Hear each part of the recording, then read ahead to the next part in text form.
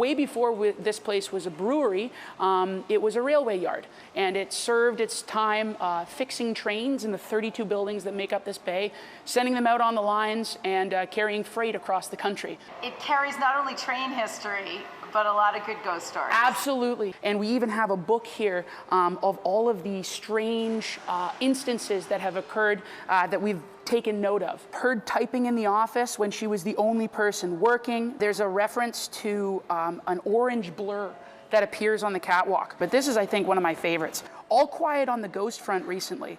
Until today, when I went to the expansion space, and as I was walking to the cooler, I saw a man standing between the huge vats of beer. He dissolved. Then, coming back into the office, I heard a lot of other voices talking over my head towards the closet door when I was the only one here.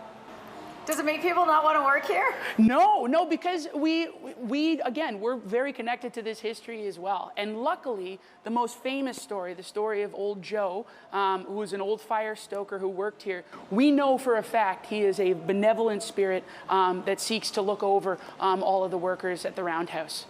He was known for his work ethic, and he worked so hard that he would basically, at the end of every shift, he would be covered in soot. Almost a shadow. There's a story that he actually worked himself to exhaustion and ended up passing away in one of the other buildings on site. There's a really iconic story of one of our assistant brewmasters back in the day. He was bringing his son over to kind of check out the brewery, and he needed to go and grab a few things. He had left his kid to stand here just while he ran to the back to grab some stuff. And when he got back, he asked his young kid, was everything okay? And he said, absolutely, Daddy. Like, the man was looking after me. Man. And there was no one in the building.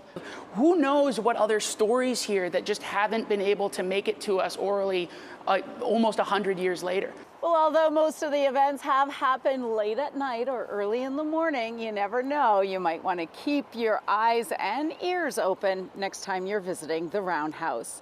In Toronto, Audra Brown, City News.